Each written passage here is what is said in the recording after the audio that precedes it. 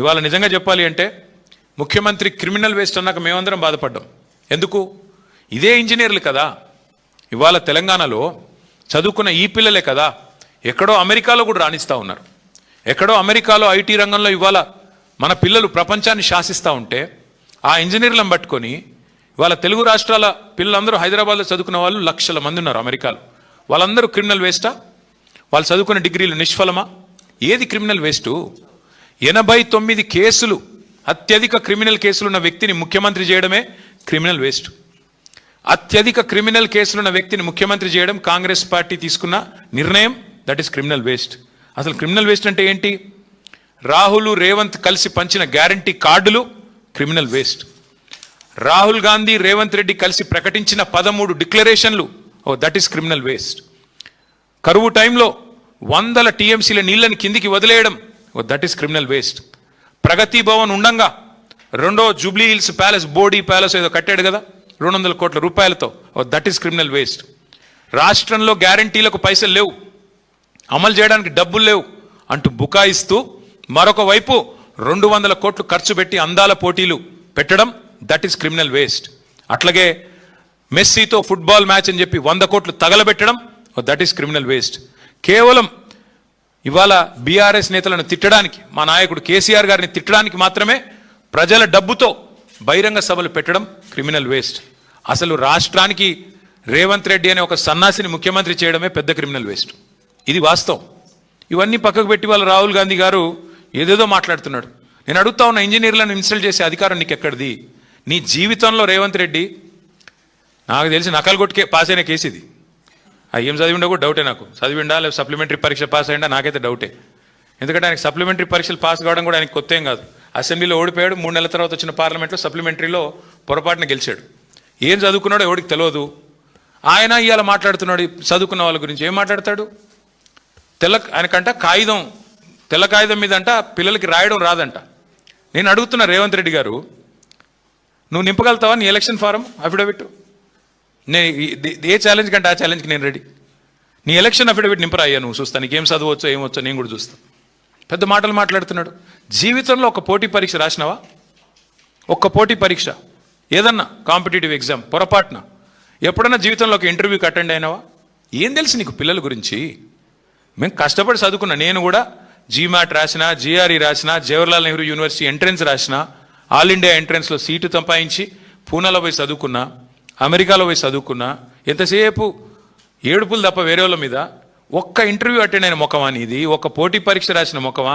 పోనీ ఒక అప్లికేషన్ రాసే తెలివి ఉందా? నకలు కొట్టి పాస్ అయినవి గోడల మీద సున్నలు వేసుకుని బతికినోడివి. నీకే ఇంత ఉంటే మరి పిల్లలకి ఎంత ఉండాలా? ఇవాళ ఎవరయ్యా కట్టేది? ఇవాళ ముఖ్యమంత్రి గారు రయ్యమని తిరుగుతున్న ఫ్లైఓవర్లు కట్టింది ఎవరు? ఇంజనీర్లు కాదా? హైదరాబాద్లో 42 ఫ్లైఓవర్లు కట్టింది ఎవరు? ముఖ్యమంత్రి కూర్చుంటున్న సచివాలయ భవనం కట్టింది ఎవరు? తెలంగాణ ఇంజనీర్లు కాదా? ఇవాళ మీరు కదా ఇప్పుడు ఈ నిమిషం మనం మాట్లాడుతున్న ఈ నిమిషంలో ఎల్లంపల్లి నుంచి పైకి రివర్స్ పంపింగ్ ద్వారా ఇవాళ నీళ్లు లిఫ్ట్ చేస్తూ ఉన్నాం ఎస్ఆర్ఎస్పికి. ఎవరు చేసింది అది? ఇంజనీర్లు కాదా? ఏం మాట్లాడుతున్నాడు ముఖ్యమంత్రి? మీ వెనకాలే ఉంది ఇక్కడ మీరు కూర్చునే కమాండ్ కంట్రోల్ సెంటర్, కట్టిన ఇంజనీర్లు కాదా? అందుకే నేను అంటున్నా ఈ మూర్ఖపు మాటలు. ఎన్ని కట్టిన ఇంజనీర్లకి నాకు రేవంత్ రెడ్డి గారికి నేను చెప్పేది ఒకటే, ఈ ఇంజనీరింగ్ విద్యార్థుల కట్టడాలు తెలుసు, మీకు సమాధి కట్టడం కూడా తెలుసు. మీ పార్టీకి, మీ అంటే ఆయనకి కాదు, మళ్ళీ మీరు వేరే అనుకున్నారు. మీ పార్టీకి సమాధి కట్టడం కూడా ఆ పిల్లలే తప్పకుండా చేసి చూపెడతారు. నేను ఇవాళ గడ్డం వేణు తరపున, ఇవాళ రాష్ట్రంలో నిరుద్యోగుల తరపున స్పష్టంగా రాహుల్ గాంధీని రేవంత్ రెడ్డిని అడుగుతా ఉన్నా, సమాధానం చెప్పు. 2 లక్షల ఉద్యోగాలు ఎప్పుడు ఇస్తావు? ఎలా ఇస్తావు? నీ జాబ్ క్యాలెండర్ ఎక్కడ సచ్చింది? రాహుల్ గాంధీ ఎక్కడ ఉన్నాడు? ఎందుకు ఉలకరు పలకరు ఈ తెలంగాణ యువత అడుగుతున్నారు. సమాధానం చెప్పండి. మిమ్మల్ని వదిలిపెట్టాం. డ్రామాలతో ఇంకా ఎన్ని రోజులు ఏమార్చలేరని చెప్పి మరొకసారి విజ్ఞప్తి చేస్తూ, అసెంబ్లీ సమావేశాలు కూడా పెడతారని చెప్తున్నారు తొందరలో. తప్పకుండా అందులో మా వైపు నుంచి ఒకటే ఎజెండా పెట్టుకుంటాం. అసెంబ్లీ సమావేశాలు పెట్టవలసిందే, 15 రోజులు నడపాల్సిందే. ఆ 15 రోజుల్లో తప్పకుండా తెలంగాణ యువత ముఖ్యంగా ఏదైతే ఇవాళ ప్రశ్నిస్తున్నదో 2 లక్షల ఉద్యోగాల గురించి, తప్పకుండా దాని ఒక ప్రధాన అంశంగా, ప్రధాన ప్రతిపక్షంగా మేము పట్టుబడతాం, ప్రభుత్వాన్ని నిలదీస్తామని చెప్పి కూడా యువతకి విజ్ఞప్తి చేస్తూ, దయచేసి ఎవరు కూడా తనువు చాలించవద్దని, దయచేసి ఎవరు కూడా ఆత్మస్థైర్యాన్ని కోల్పోవద్దని మళ్ళొకసారి ప్రార్థిస్తూ మీ అందరికీ ధన్యవాదాలు.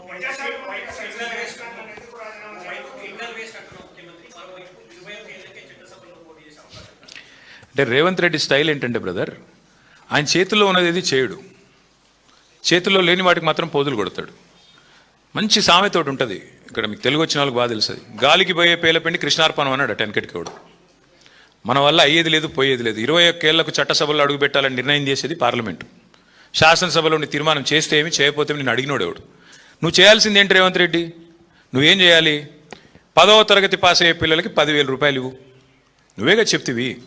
12వ తరగతి పాస్ అయ్యే పిల్లలకు 15,000 ఇవ్వు. డిగ్రీ పాస్ అయిన పిల్లలకి 1,00,000 రూపాయలు ఇవ్వు. పీజీ పాస్ అయిన పిల్లలకి చెప్తివి కదా 5 లక్షలు ఏదో, అవి ఇవ్వు. స్కూటీలు ఇవ్వు. పిల్లలకి నిరుద్యోగ భృతి ఇవ్వు 4,000. యూత్ డిక్లరేషన్లో, విద్యార్థి డిక్లరేషన్లో నువ్వు ఏదైతే జెన్ జీ అంటున్నావో ఆ జెన్ జీకి నువ్వు ఇచ్చిన హామీలు నిలబెట్టుకు. ముందు నీ చేతిలో ఉన్నది ఇవ్వవు. ఇప్పుడు ఇట్లాగే బీసీ రిజర్వేషన్ విషయంలో కూడా ఇట్లే మోసం చేసినాడు. రిజర్వేషన్లు అని చెప్పి ఇక్కడ తీర్మానం పాస్ చేస్తాడు, ఢిల్లీకి పంపుతాడు, మోడీ ఆపాడు అంటాడు. మరి బీసీలకు 1,00,000 కోట్లు నువ్వే ఇవ్వాలి కదా, నువ్వు ఇచ్చిన హామీనే కదా, అదెందుకు ఇవ్వవు? పోనీ బీసీలకు 42% వాటా ఇస్తాను ప్రభుత్వ కాంట్రాక్టులలో, అవెందుకు ఇవ్వవు? నువ్వు ముందు నీ చేతుల్లో ఉన్నవి, నీ చెప్పు చేతుల్లో ఉన్నవి, నీ ప్రభుత్వ ఆధీనంలో ఉన్నవి వాటిని నెరవేర్చు. పిల్లలకు కూడా నేను అనేది, ముఖ్యమంత్రి గారు నీ తీర్మానం నాలుక గీకేసి పారేసుకోవడం కూడా పనికిరాదు. నీకు తెలుసు, నాకు తెలుసు. అది నువ్వు ఇవ్వాల్సింది, నువ్వు చేయాల్సిన పని ఏంటి? పిల్లలకి నువ్వు ఇచ్చిన వాగ్దానాలు 2 లక్షల ఉద్యోగాలు ఇవ్వు. పిల్లలకి నువ్వు చెప్పిన విద్యా భరోసా కార్డు ఇవ్వు. గురుకుల పాఠశాలల్లో 150 మంది పిల్లలు చచ్చిపోయారు ఇప్పటికీ, వాటిని పట్టించుకో. విద్యా హక్కు చట్టాన్ని తుంగలో దొట్టే విధంగా మాట్లాడుతున్నావు. 27,000 ఉన్న స్కూళ్ళని 4,000కు పరిమితం చేస్తా అని మాట్లాడుతున్నావు. విద్యా హక్కు చట్టం తెచ్చింది శ్రీమతి సోనియా గాంధీ గారి ప్రభుత్వం, యూపీఏ చైర్పర్సన్గా. అది తెలుసుకో, కనీసం చట్టాలన్న అవగాహన చేసుకో. అది చేయకుండా టైంపాస్ కార్యక్రమం చేస్తాను, 21 ఏళ్లకే నేను పంపుతాను చట్టసభల కంటే నాలిక గీకేసి పారేసుకోవడానికి కూడా ముఖ్యమంత్రి చేసే తీర్మానం పనికిరాదు.